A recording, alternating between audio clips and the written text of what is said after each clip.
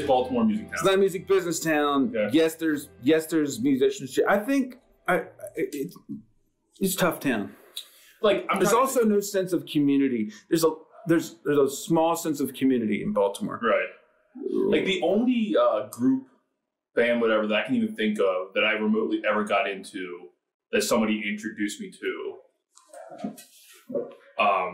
was this group, this rap group, Soul Cannon. I think they're from Baltimore, like DC area, somewhere around here. But other than that, I can't name one band is that group that has ever come. All Time Low is from here, I think. They're from All here. Time Low. Are we counting that as music?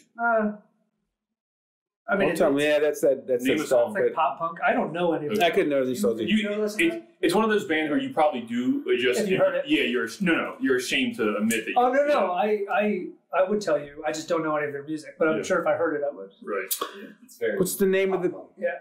Very pop punk. Yeah. In the 90s. No, like early 2000s. It was when all the other pop punk stuff, like Yellow Card, whenever they. Yeah. Also, Sitta, is that them? Who's the other band? Future Islands. Yeah. They're really doing well. The group that sings. Anyway, Future Islands? You ever heard of them? What are they? Rap? They're very alt. No, they're still like an alt band. They've done really well. They're from here. There's bands from here, but it's difficult. Anybody now that you think coming up in Baltimore? Future Islands. Oh, coming up right now? Yeah. No, not that I know of. But my niche is a little bit different. My niche is singer-songwriters, some bands, you guys, bands, but mostly singer-songwriters that want to build a song from the ground up, which is why we call it song builders. But so they come in with an idea, and then they come in. My buddy came up with that. Steve Jones. Another SJ. Another SJ. Yeah. Steve Jones. And so they come in and we work from the ground. So like even like the tempo to the key to what instruments are happening, it's all like sort of built a little bit at a time. And normally it's built, lots of stuff's thrown, and then you sort of dial back things. So I'm not working with the most like hip alt. I feel like it's like the alt sort of rock. How would you say that? Like college sort of thing, and there's rap. I remember. I mean, I don't hear a lot of metal here. I don't hear a lot of, You work with rap or rap music? I work with some. Interesting. And now, these days. Like you work with rap. Yeah, well. He's not wearing a leather jacket. That's right. So, what? He looks like a producer when he wears a leather jacket. Yeah. You can, if you wear a leather jacket, you can work with anybody. Is that true? No. I'm just trying that. We should do an experiment and see if that works. Like showing houses? Yeah. Just like, if we should have a week of showings, okay? Uh-huh. And for like, so let's say we have 10 showings. 5 of them we wear leather. Yeah. Or like, you wear leather, I don't. Let's see who wins. Let's see. It's not going to be me wearing leather. Why? Well, you wear the pants, just wear the jacket. Don't wear the pants. Moving on. These are just going to be a series of one-liners. I don't think. Listen, I'll try a lot of stuff, but I don't know that I'm ballsy enough to try leather pants. I'm sorry. You could pull it off. You could pull. Yeah, you're cool. Dude, at 145 pounds, you can wear those leather pants. You could pull it off. Doing leather pants? Are you sure? Yeah. You're saying it with the face of somebody who has some shame, though. Maybe one pair? Yeah. Are you positive? I am absolutely positive. I don't know, man. How about just chaps? Ooh. Yeah. With no pants underneath. Why not? Yeah. They're not technically pants. That's a prop. No, that's right. They have a cutout in them. They serve a purpose. 2 cutouts, yeah. What purpose? Whoa. What purpose? I thought it was when you like when you're wearing a hat, when you're riding a horse. Or like because they give you lawn work. Lawn work. They're for lawn work. I would like somebody to comment whenever this goes on, whatever it goes on. Yeah. Why you would wear chaps for lawn work? Assless chaps, what we're talking about, to do lawn work. And what type of lawn work? Well, you gotta. It's actually, if you're doing lawn work, it's in the summer. If it's in the summer, you're kind of hot. You want your ass hanging out. So you want ventilation while you're head trimming. Here's the problem. Or picking flowers, leaning down. I went to like when you have where you wear them over pants. Like you ever see like loggers? I think that's what they're supposed to be. Yeah, that's what I mean. I thought we were talking about. And then weirdos adopted them. You were talking about assless. I was talking about. You said, not me, bro. Regular chaps. You equated them to yard work.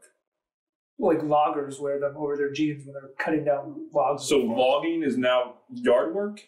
I guess depending on how big the tree is. Touche. Got you on that one. Moving on. Sure. It's a technical win, I guess. So Baltimore, there's music here obviously to be made. You've been in business how long?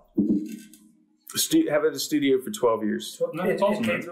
That's awesome. No, 2 years was off of Reisterstown Road and 10 years at the studio in Catonsville, yeah. And then, but before that, you were in New York Uh-huh. and then Nashville as well, right? Uh-huh. Can you talk about, obviously there's going to be major differences, but when you would get a band to come in and work with you in New York City, do you feel like they were, I don't even know how to, were they further along? Were they naturally better? Do you get, there's more people there, so you have a larger talent pool, but was it easier in New York to find bands that you liked working with, I guess is what I'm trying to say. It was easier. I was in New York for 4 years, and that's where I really learned the actual recording. Because I was in studios all through Nashville. I was in Nashville for 10 years. And then when I went to New York, that was 4 years of real solid recording. So that was like my education for recording. So there's no is there like a college degree for...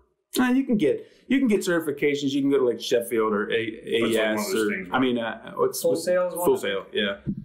But I actually went when I first got to New York. I went to one of those schools to get an idea of how much it would cost and stuff, and it was super expensive. And it wasn't my genre. It was a lot of rap, it was a lot of hip hop and stuff. It's just not my thing, for the most part. By the way, you ask about rap. Yeah. The people I work with now, the people that I want to work with.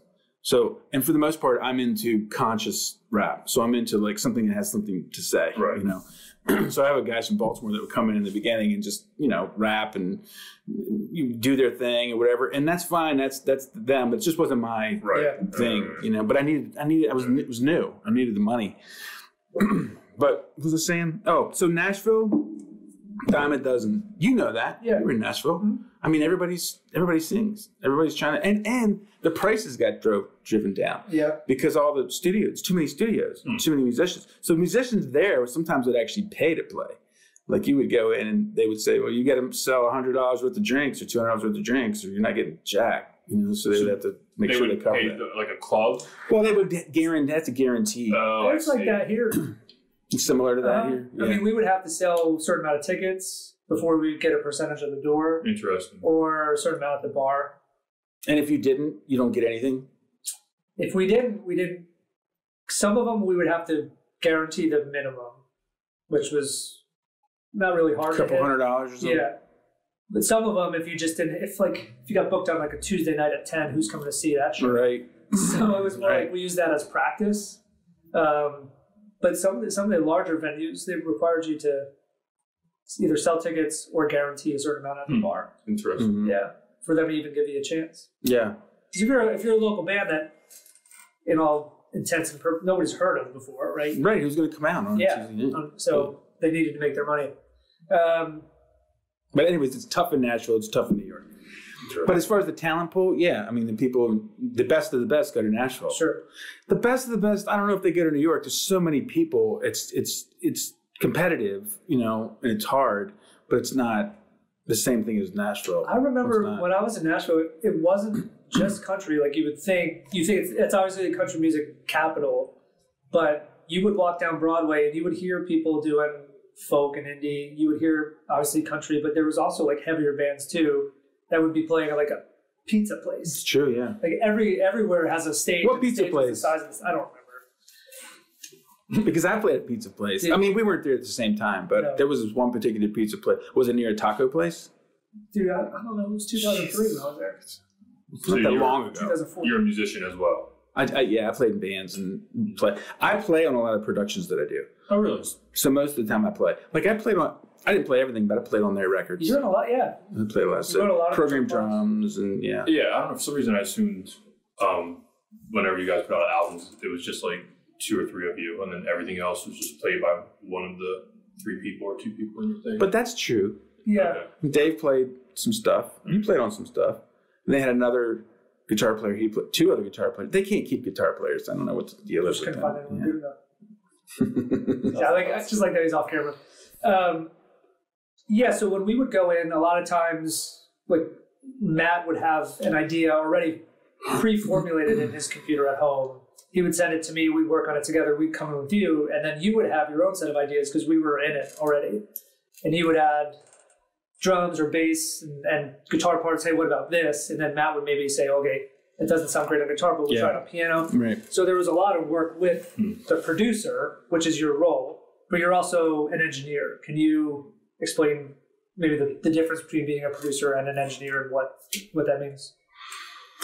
Yeah, I mean, I do both, but only because I started doing both because I had to. Because in the old days, you'd have an engineer that worked all the technical side, and then you have a producer that's dealing with the creative side. Gotcha. But that all changed with digital recording, because you don't have to go into a studio anymore with $500,000 worth of gear and have somebody dedicated to work that particular technical system.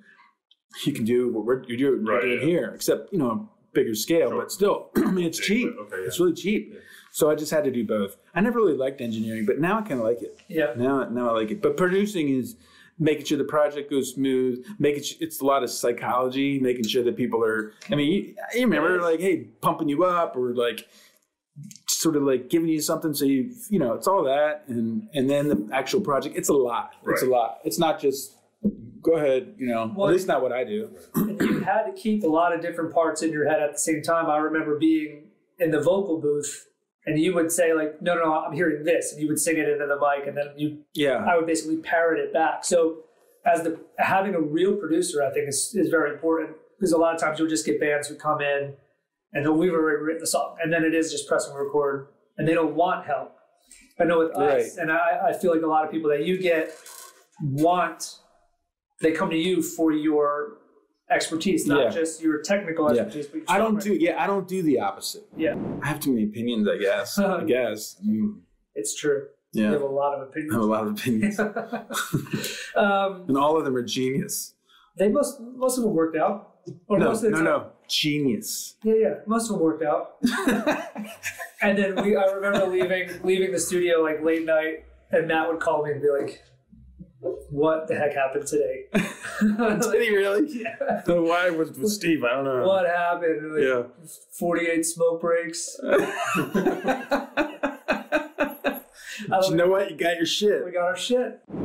Hey everyone, thanks for taking the time to listen to the podcast. To listen to fucking Mike Tyson. All right. Hey everyone. Thanks for taking the time to listen to the podcast. Make sure you follow us on social media. Check us out on searchbemore.com and subscribe to the podcast. And all future content is available to you. Yes. If you subscribe. Perfect. Do it. Thank you. Good job. Bye.